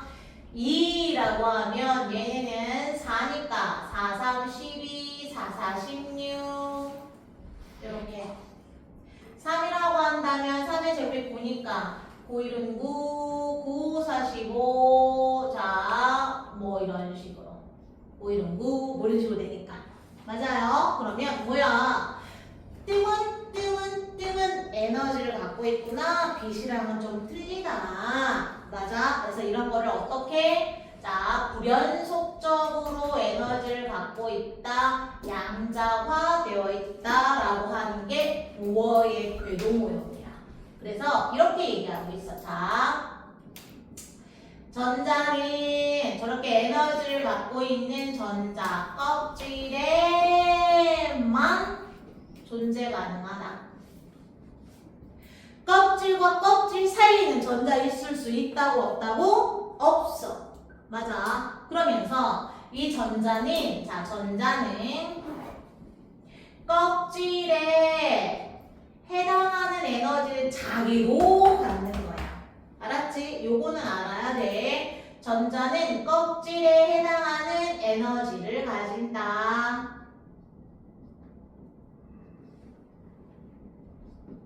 그러면 야, 나 첫 번째 껍질에 있었다? 그럼 계속 첫 번째 껍질에 있어? 아니, 이동할 수 있어. 여러분들도 태어났을 때 있던 집이 지금 아니고 이사 온 거일 수도 있잖아. 맞지? 얼마든지 앞으로 또 이사 갈 수도 있어. 얘도 마찬가지야. 우리 집값의 차이만 지불하면 얼마든지 더 이사 갈 수 있다 이 말이야. 여기도 마찬가지야. 에너지 차이만 해결하면 얼마든지 전자는 껍질 사이를 이동한단 말이야. 맞아. 그걸 뭐라고 하냐면 전이라고 해. 전자는 껍질 사이를 이동할 수 있다. 전자는 전이할 수 있다. 전이 이사 다닐 수 있는데 자, 이사 다닐 때 차이 나는 에너지만큼 자, 흡수하거나 방출한다. 전자기파라고 하는 빛의 형태로 흡수하거나 방출해야 돼. 알았니? 자, 그러면서 흡수선 스펙트럼이 나타나는 거야. 통합효과 제일 첫 번째, 여러분들 2단원 첫 번째 나오는 게 스펙트럼인데 자, 결국 이게 뭔 말이냐면 잘 봐. 여기에 원자핵이 있어. 나 수소 원자핵이라고 했으니까 나 전자 껍데기 3개만 그릴게. 무한대까지 쭈쭈쭈 있고요. 자, 그 다음에 전자가 마침 에너지가 제일 작다. 얘들아, 핵이 가까울수록 에너지 작잖아. 점점점 바깥으로 나가면 무한대면 0이야. 에너지 제일 커. 맞니? 자, 그러면 봐봐. 나 전자가 여기 있을 때 에너지 제일 작다, 안정하다 이런 거를 바닥 상태라고 얘기합니다. 바닥 상태. 그리고 자 봐봐. 자 여기 원자핵이 있어. 원자핵이 있고요. 전자가 존재하는 껍질이 이렇게 있을 수 있는데 나 요번에는 세 번째 껍질에 전자가 있는 거야. 이거 불가능한 게 아니라 껍질만 있으면 돼. 그래서 그 껍질에 해당하는 에너지 잘 가자. 맞아. 그러면 자 얘는 에너지가 좀 크네. 불안정하네. 들뜬 상태라고 얘기합니다. 이걸 뭐라고 한다고? 들뜬 상태. 얘가 이렇게 세 번째 껍질로 갈 수 있다고 없다고? 있어. 전이가 가능하다고 그랬잖아. 이사람일 수 있다. 근데 얘들아 봐봐. 얘가 갖는 에너지는 마이너스 13.6 EV인데 얘가 갖는 에너지는 마이너스 1.51이야. 에너지 차이가 나요 안 나요? 나잖아. 그럼 어떻게? 나 저만큼 커져야 되는데 외부의 빛으로부터 저걸 흡수하는 거야. 내가 빛을 비춰주는 거야. 자, 외부에서 빛을 비춰주면 자, 얼만큼의 에너지를 갖는 빛을 비춰줬냐면 자, 얼마? 13.6에서 1.5, 1 빼면 얼마야? 뭐 12.09 맞아요? 11.09라고 하는 에너지를 비춰줘. 그럼 나 절반만 비춰주면 반만 가요? 말도 안 되는 소리야. 뜨문뜨문 정해져 있기 때문에 정해져 있는 에너지를 줘야 이동할 수 있는 거야. 알겠지? 맞아? 이게 뭐야? 자, 빛을 비춰줘서 얘가 저만큼을 흡수하지? 그러면 훅 올라갈 수 있는 거야. 전이할 수 있어. 그래서 에너지를 흡수하면 저렇게 세 번째 껍질로 전자가 이사갈 수 있는 거야. 알았니? 전자가 이상하는 거야. 저럴 때 나타나는 게 흡수선 스펙트럼이야. 너희 통합도까지 나온다고 그랬다. 자, 흡수선 스펙트럼. 얘들아, 스펙트럼이 뭐야? 세겠지? 빨간촉파남보 이건 연속이라고 한다면 뜨문뜨문 나타나는 게 선 스펙트럼인데 자, 흡수라고 하면 자, 봐봐. 여기 무지개 색깔이 있어. 이미 여기 무지개 색깔이 있어서 모든 파장병에 빛이 쫙 다 있는데 이런 얘네들 어떤 원자 결국 이 흡수선 스펙트럼은 저온의 기체에서 나타나거든요. 만약에 봐봐. 여기 기체가 있었어. 여기 기체가 있었는데 저온이야. 그러면 여기 빛을 비춰주는 거야. 빨주노 초파남보 무지개 색깔을 막 보내주는데 어이구? 쟤만 통과하고 나면 빛이 없어지는 거야. 왜? 이 전자들이 빛을 흡수해. 특정한 에너지를 갖는 빛을 딱 흡수해서 막 전자가 이사가거든요. 맞아요? 전자가 이사가면서 저렇게 특정한 파장의 빛을 흡수하는 거야. 그러다 보니까 여기 원래는 딱 무지개 색깔인데 갑자기 빛이 없어지는 거야. 뜨문, 뜨문, 뜨문, 뜨문. 검은 선이 나타나는 거지. 저 검은 선 어디 간 거야? 전자가 흡수하면서 이사간 거야. 전자가 전이한 거라고. 알았니? 근데 이게 선의 위치가 원소마다 다른 이유가 뭔 줄 알아? 원자마다 각각 뭔데 에너지 띠 간격이 틀리거든요. 그래서 어떤 아이는 여기서 나타나고 검은 선이 어떤 애는 저기서 나타나고 이러는 거야. 그래서 선의 위치를 보면 아, 얘 수소구나. 얘 헬륨이네. 이걸 파악할 수 있는 거야. 알았지? 왜? 이거 누구마다 다르다 그랬어? 원자 종류마다 다르다 그랬잖아요. 알았지? 그래서 특정 양자화되어 있다는 게 이거야. 뜨문 정해진 에너지. 그래서 전자 빛을 흡수하면 툭 이래 전자가 전이하면서 이렇게 흡수선 스펙트럼이 나타나는 거야. 맞아? 그럼 얘는 얘는 그러면 훅 떨어지려면 12.9eV만큼 훅 내보내겠지. 내보내면 뚝 떨어지는 거야. 첫 번째 껍질로. 이걸 뭐라고 하는 거야? 전자가 전이한다. 결국 차이나는 에너지를 이렇게 방출하는구나. 맞아요? 그럴 때는 뭐가 나타나는 거야? 이거 여러분 스펙트럼 중요해. 통합에서도. 시험에 꼭 나오는 것 중에 하나입니다. 자, 방출선 스펙트럼. 자기가 이미 충분히 에너지가 많아. 고온의 기체야. 강정관이라고도 하는데 고온의 기체다라고 하는 자, 유리 튜브, 유리관 안에 기체를 넣고 엄청나게 고전압을 걸어주면 기체가 온도가 높아지거든요. 그런 걸 강정관이라고 그래. 그러면 그런 데에서 어떤 게 나타나냐면 자, 이거 다 검은색이었어. 다 검은색인데 갑자기 색의 막대가 뜨문 나타나는 거야. 중학교 3학년 학생들은 나트륨 나트륨 선 스펙트럼 여러분들 불꽃 반응에서 들어본 적 있어요. 2학년 학생들은 못 들어갔겠지만 3학년 학생들은 여러분들 2학년 때 스펙트럼 다 나왔었어. 여러분들이 기억을 만약에 못할 수도 있겠지만 이거 선의 위치랑 굵기 수가 원자마다 다르기 때문에 여러분들 그거 구별 가능하다라는 거 들어본 적 있다. 맞지? 자, 이게 원소마다 자, 다 다르거든요. 위치가. 왜? 에너지가 달라.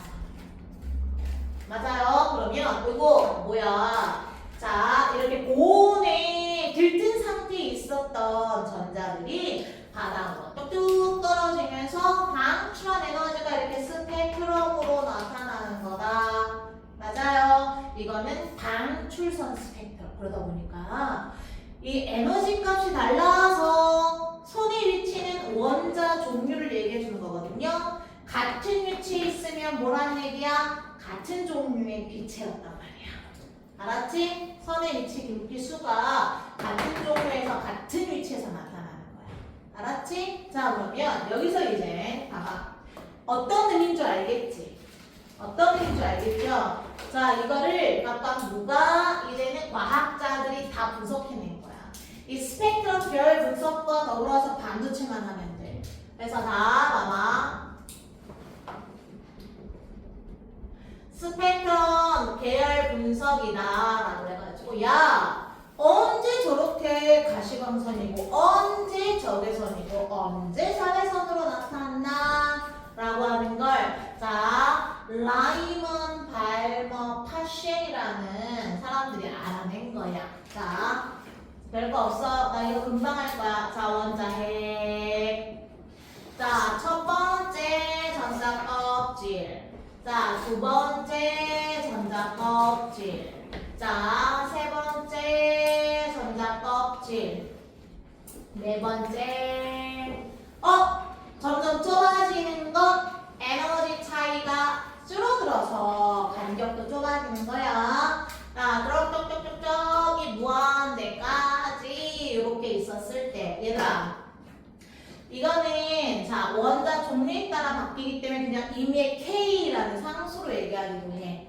K. 그래서 얘는 마이너스 K면 얘는 에너지가 마이너스 4분의 K, 마이너스 9분의 K, 마이너스 16분의 K, 0 이래서 바깥으로 가면 갈수록 에너지 커지는 거고 핵이 가까울수록 에너지 작다야.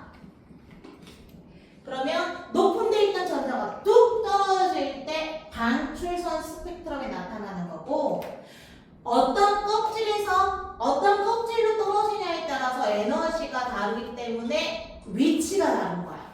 선의 위치가 다르게 나타나는 거거든. 자, 근데 이거 줄줄줄줄 막 이렇게 할 건 없기 때문에 물리에서는 그래서 여기 봐봐. 자, 2번에서 1번으로 3번에서 1번으로 4번에서 1번으로 저기 무한대에서 1번으로 뚝 떨어질 때 방출한단 말이야 에너지를. 맞아요. 큰 데서 작은 데로 떨어지니까. 근데 1번으로 떨어지는 거야. 2번에서 3번에서 저저저저 무한대에서. 이때 에너지에 따라서 파장이라고 하는 게 달라진 거. 아까 말했지? 에너지가 크면 파장은 짧고 진동수는 많다. 알았니? 그게 암자 에너지. E는 HF, H 람다분의 C라고 얘기하는 거야. 에너지 크면 진동수만큼 파장 짧은 형태. 보이고? 그러니까 1번으로 떨어질 때가 에너지 제일 커. 자, 방출하고 에너지 크기 때문에 가시광선보다도 파장이 짧은 보라색 바깥에 있는 자외선 영역, 우리 눈으로 볼 수 없지만 자외선 영역의 전자기파로 방출하게 되고 이걸 라이먼이라는 사람이 발견을 해내서 라이먼 계열이라고 하는 거야. 알겠습니까? 맞아요? 네, 그다음. 자, 그다음. 얘들아 봐봐. 2번으로 전이할 때는 자, 이거 3에서 2, 4에서 2, 5에서 2, 6에서 2, 저기 무한대에서 2라고 얘기했을 때 이때는 누가 보니까 발머라는 고등학교 수학 선생님이 왜 얘들아 봐봐. 러더포드의 행성 모형이 탁 나타나고 오 대단하다 대단하다 그랬거든요. 근데 갑자기 사회적으로 어떤 사람이 실험을 했는데 수소 방정광을 통해서 나타나는 이 색이 띠인 수소선 스펙트럼이 갑자기 등장한 거야. 사회적으로 이슈가 됐어. 쟤 왜 나타나? 사람들이 너무나 궁금해서 막 거기에 달려붙었지. 근데 러더포드는 저걸 설명을 못했던 거야. 이 수소선 스펙트럼, 저렇게 방출선 스펙트럼 설명하려고 나온 원자 모형이 고어의 궤도 모형이고요. 맞아? 자, 이 파장의 길이 차이를 통해서 뭐 상수값을 알아내. 리드베리 상수다라고 해서 뭐 상수를 알아내서 에너지와의 관계를 딱 계산으로 다 입증한 사람이 바로 발머라는 수학 선생님이야. 그래서 가시광선 영역이거든요. 왜? 가시광선은 눈에 보이니까 별도의 실험기구가 없어도 관찰할 수 있으니까. 맞아? 얘네 자 발머라는 선생님이 알아낸 거야. 자기 이름을 딱 남긴 거죠. 발머 계열. 얘네들은 눈에 보이는 가시광선 영역의 형태로 자 빛을 방출한다는 걸 알아냈어. 근데 너희들 여기서 잠깐만 한번 봐봐. 3에서 2로 어차피 가시광선이니까 저 빨, 초, 파, 보라색 이거거든요. 근데 빨간색이라는 건 파장이 길어. 파장이 길다는 얘기는 에너지가 작아. 자 그러면 무한대에서 2번이 에너지가 작겠니? 3에서 2가 에너지가 작겠니? 당연히 3에서 2 에너지 차이가 적어. 사실 이때 방출하는 게 빨간색이야. 정해져 있어? 여기 초록색 이런 식으로. 맞지? 자 에너지가 제일 작다. 자 에너지 작다. 빨간색, 초록색, 파란색, 보라색 뭐 이래요. 정해져 있어. 그냥 그 정도만 얘기할게요. 3번은 잘 안 나와. 발머가 제일 잘 나오고요. 다루신다면 이거 화학에서도 그대로 나옵니다.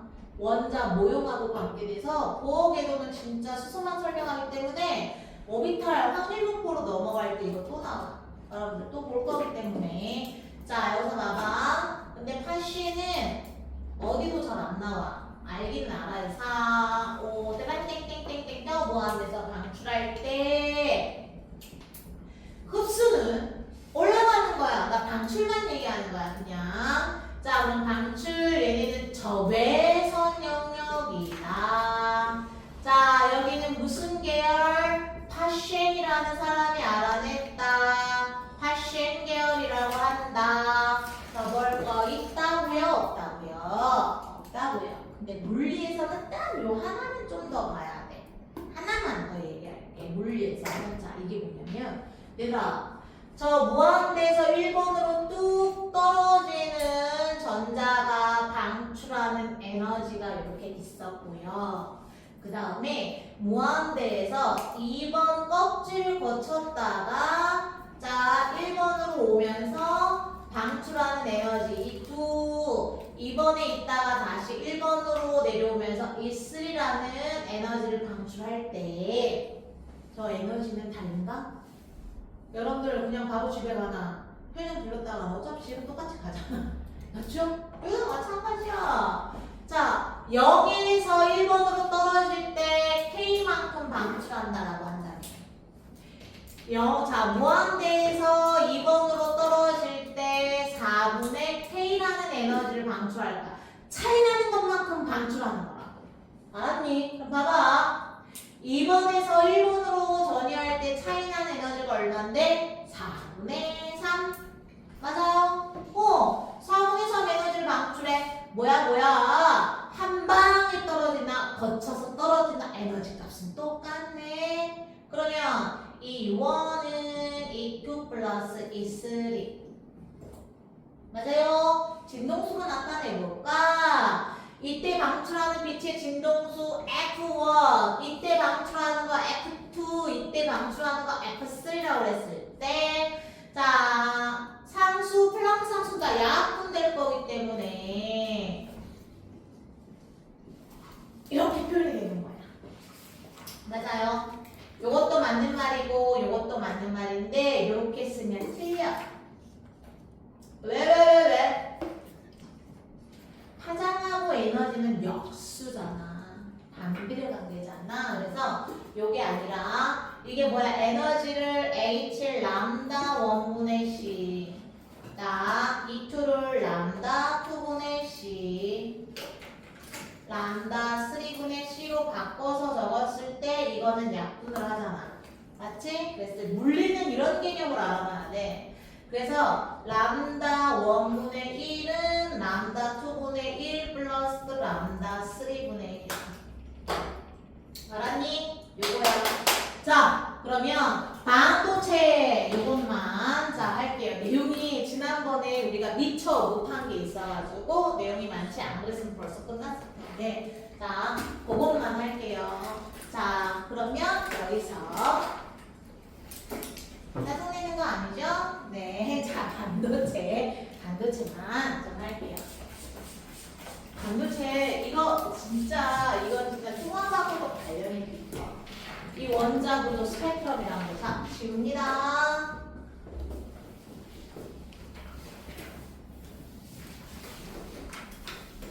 다다다 그러면 반도체에 대해서 알 거면 에너지 D라는 걸 알아야 돼. 자, 그럼 그게 뭘까?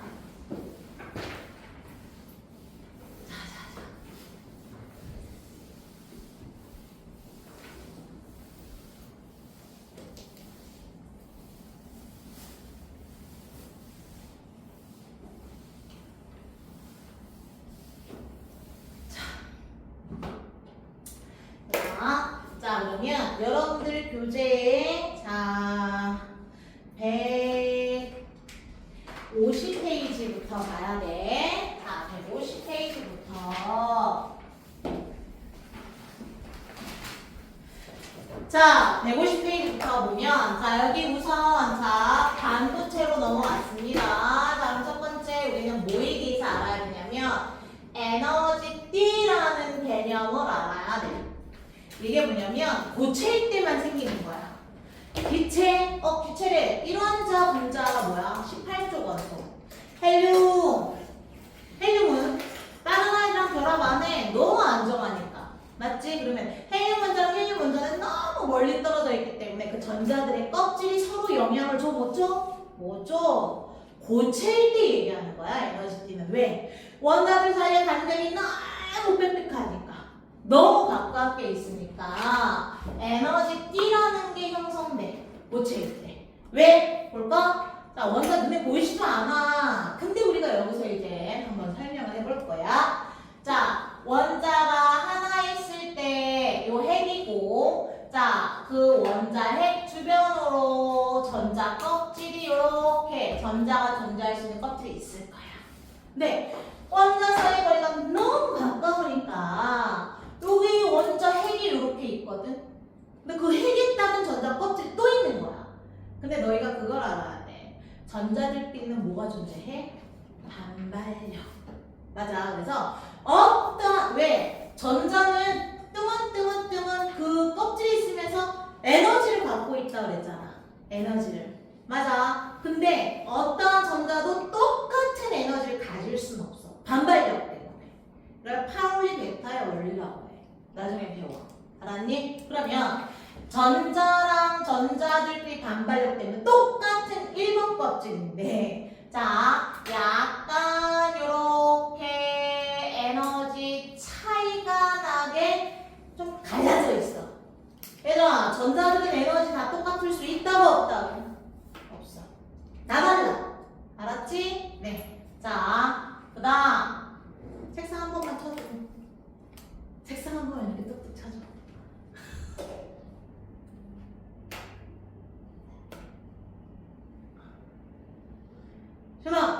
시원아, 일어나야지. 자, 차마 친구들이 책상을 못 쳐줘가지고 자, 여기 봐봐. 이런 식으로. 맞지? 뭐야, 왜? 얘네들 봐봐. 첫 번째 껍질하고 얘네들 다 똑같아? 아니, 다 달라. 전자마다. 알았니? 자, 그 다음 또 전자가 있으면 원자 핵이 이렇게 있으면 또 전자 껍질이 이렇게 나타나. 첫 번째 전자 껍질도 여러 겹이고 두 번째 전자 껍질도 여러 겹이고 세 번째 겹이고 여러 겹이니까 띠 형태로 나타난다는 얘기야. 맞아. 뭐라고? 고체일 때는 원자 사이의 거리가 가깝다. 원자가 규칙적으로 빽빽하게 배열돼 있다. 그러다 보니까 전자가 존재하는 껍질들이 여러 겹으로 나타나는 거야. 알겠지? 첫 번째 여러 겹. 이걸 그래서 띠, 에너지 띠라고 하는 거야. 같은 에너지 띠라고 해서 에너지 다 동일한 거 아니다. 알았니? 다 다르다. 알았지? 자, 그런데 에너지 띠는 결국에는 전자가 존재할 수 있는 공간이 에너지 띠고, 얘들아, 에너지 띠랑 에너지 띠 사이 여기는 금지된 띠야. 여기는 전자 허용되지 않아. 전자 존재할 수 있다고 없다고? 없다. 맞아. 근데 여러분들 딱 두 개, 반도체를 할 거면 요 에너지 띠 중에서 두 개의 관계를 좀 살펴봐야 되는데, 에너지 띠 중에서 딱 두 종류가 있어. 뭐가 있냐면 원자가 띠랑 전도띠라는 게 있어. 뭐가 있다고요? 원자가 띠, 전도띠. 간단하게 말하면 원자가 띠는 전자가 채워져 있는 에너지 띠는 맞아. 전자 존재하는 에너지 띠야. 전자가 존재하는 에너지 띠인데 가장 바깥에. 가장 바깥이니까 결국 에너지 제일 큰 거. 가장 바깥에 존재하고. 결국에는 뭐라고? 에너지 가장 크다. 이게 원자가띠고, 뭔지 내가 여기서 예를 한번 들어줄게. 전도띠는 뭐야? 에너지띠인데 전자가 존재하지 않는, 전자가 없는, 있을 수 없는 게 아니야. 전자가 없어. 그냥 채워져 있지 않은 거야. 전자가 없는 에너지띠. 그래서 원자가띠 바깥이야. 원자가띠 외쪽으로, 바깥으로. 원자가띠 바깥은 전도띠라고 해. 이게 뭔 말이냐면, 얘들아, 너희들 나트륨이 있다라고 하자. 나트륨은 11번이라서 첫 번째 전자 껍질 전자가 다 채워집니다. 맞아요? 두 번째 껍질도 다 채워져 8개 들어갈 수 있으니까. 세 번째 껍질 일부만 전자가 채워진다 이 말이야. 맞아요? 그러면 그 바깥으로 에너지띠들은 다 뭐라고 하는 거야? 전도띠. 맞아요? 왜 저래? 왜 저래? 쟤네 전도띠. 맞아요? 그 다음에 자 봐봐. 세 번째 에너지띠 중 가장 바깥에 있는 거 있지? 맞아. 이거는 뭐라고 하는 거야? 원자가띠라고 하는 거야. 원자가띠가 아니라 에너지띠 중 가장 바깥에 있는 게 이게 원자가띠고요. 자, 그 외에 나머지 띠는 다 전도띠라고 하는 거야. 맞니? 맞아요. 자, 그러면 왜 그래? 보세요. 자, 그러면 여기서 좀 봐봐. 자, 여기에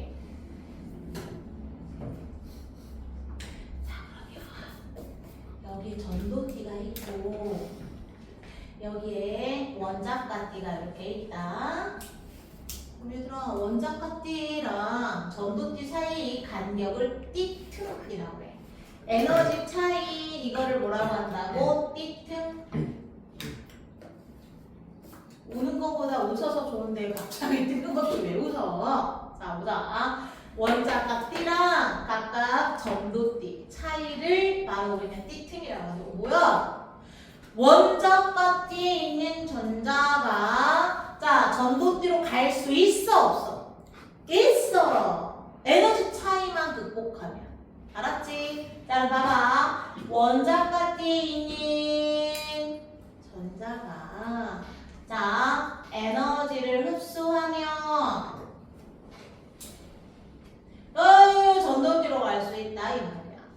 얘들아, 그럼 봐봐. 실제 원자가띠 gat띠에 있던 전자가 없어지면 구멍이 생겨.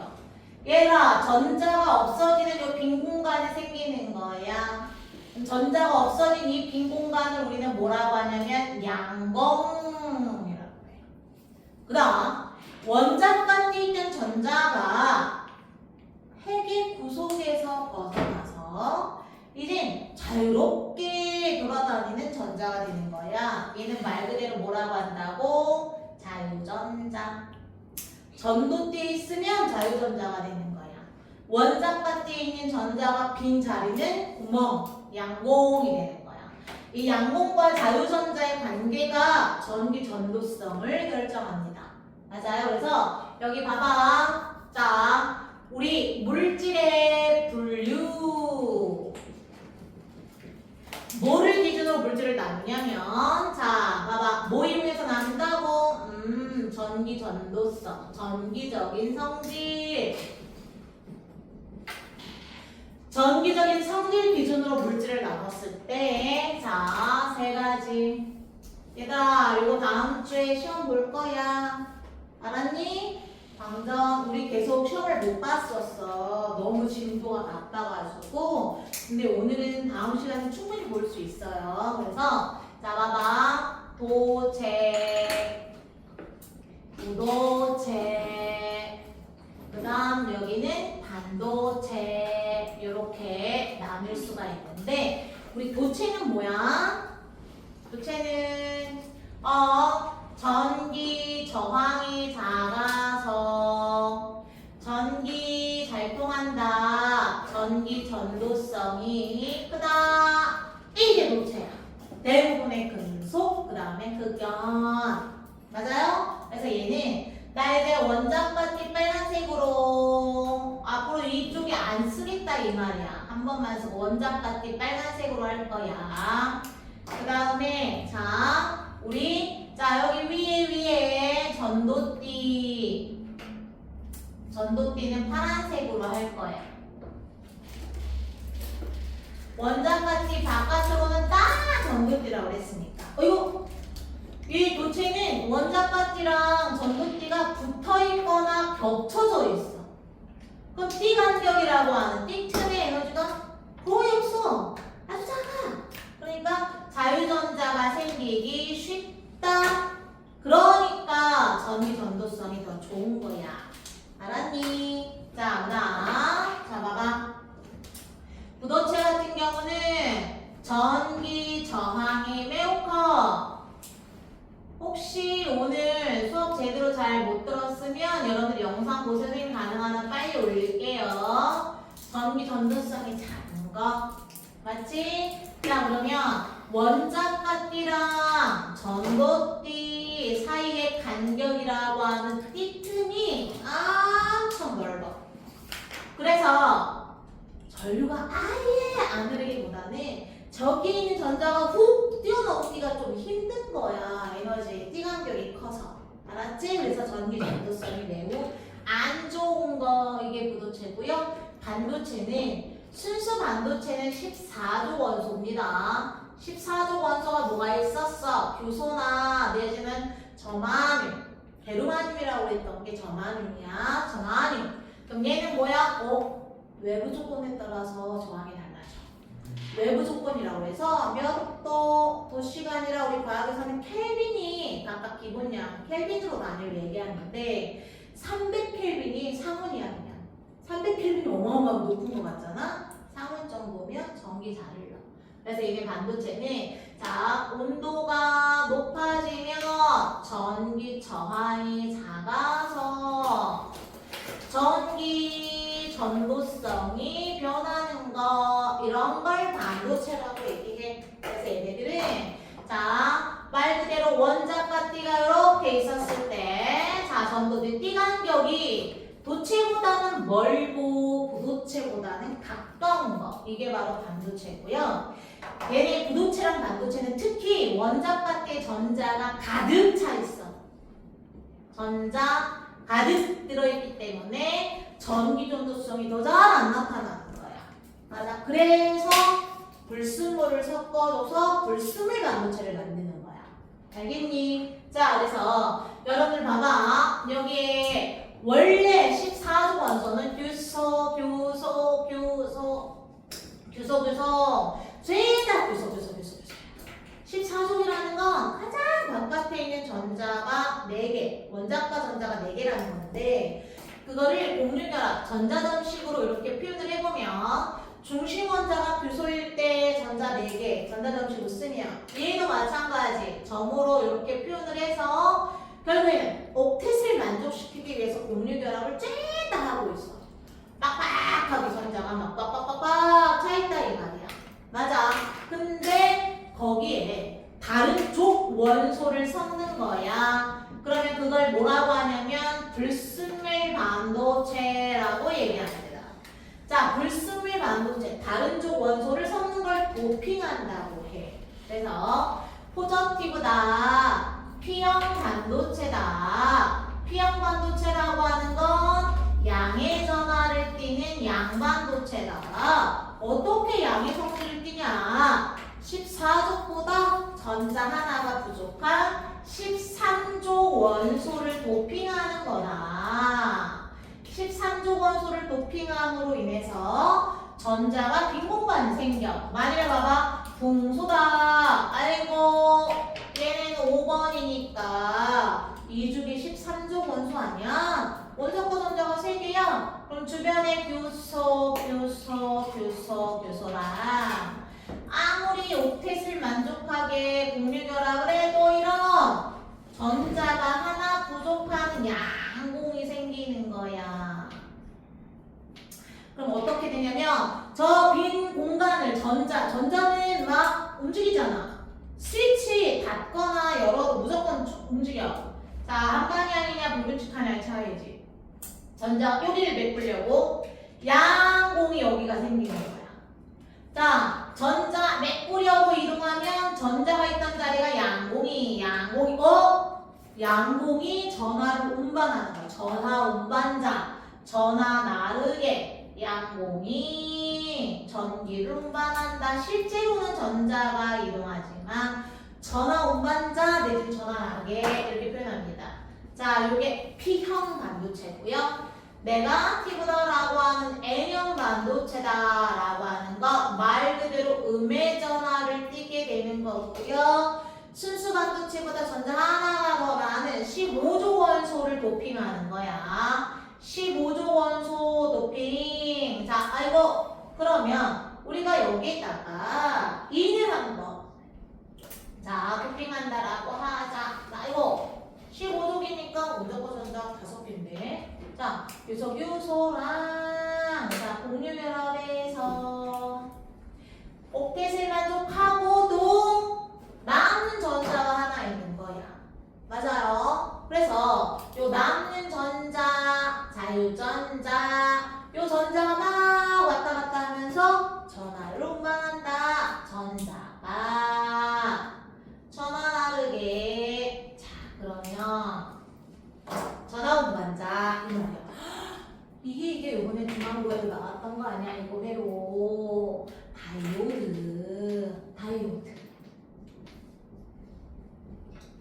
다이오드가 결국 요 P형이랑 N형을 딱 붙여놓은 거야. 접합한 거. 자, 그래서 다이오드는 P형 반도체, N형 반도체 붙여줬다. 반도체 접합 붙인 거야. 그럼 접합하면 이걸 다이오드라고 하는데 얘네가 어떤 역할을 하냐면 잡아봐. 우리 발전소에서 보내주는 가정에서 쓰는 건 교류전류라고 합니다. 건전지랑 틀려. 그래서 시간이 지나면 전류가 방향도 세기도 바뀌는 이런 게 가정에서 쓰는 교류전류야. 맞아요. 근데 다이오드라는 걸 이용하면 정류, 한 방향으로 흐르는 정류작용이라는 걸 할 수 있어. 그래서 이때는 자 이렇게 너희들 기억은 안 날 수 있지만 축전기까지 연결하면 진짜 건전지처럼 쭉 이렇게 해도 전류 만들 수 있어. 교류인데도. 그러니까 시간에 따른 전류, 자 직류 한 방향으로만 흐르게 해줄 수 있는 게 바로 다이오드다. 왜 그게 가능하냐? 자 P형, N형 접합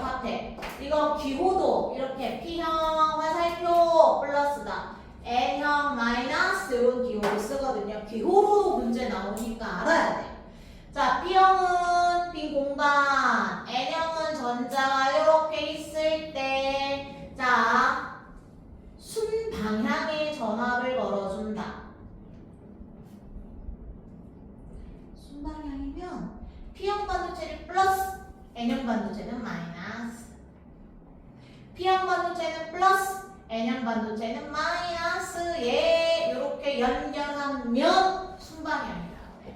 그래서 만약 봐봐. 여기는 플러스고 여기는 마이너스 그게 했을 때 여러분들 봐봐. 사실 누가 이동하면서 전기적 현상이 나타나? 전자.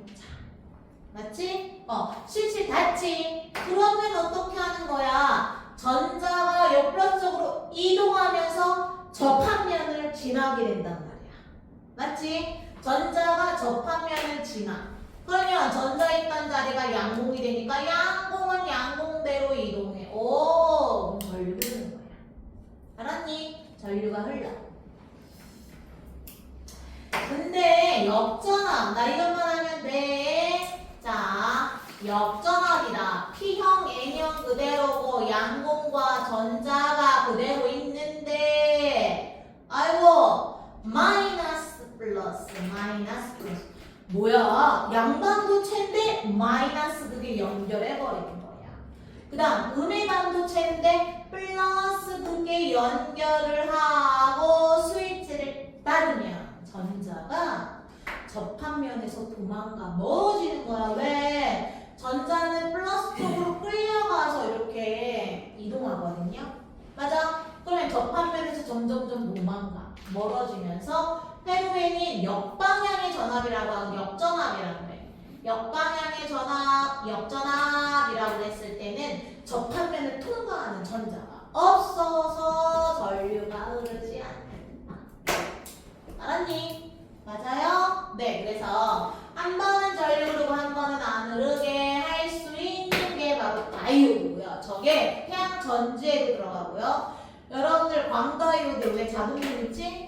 자동문 연료 갖추고 하는 거 다 광다이오드 이용하거든요. 그때 여기 다 써. 다이오드.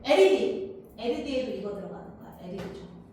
알겠습니까? 네. 그래서 오늘 여기까지 하기로 하고요. 여러분들이 광전 효과랑 그 다음에 여기에 있는 30문제 정도 문제 풀어오세요. 어렵진 않아요. 혹시 중간에 놓치거나 했으면 영상 보고 알았지? 여기까지. 수고했습니다.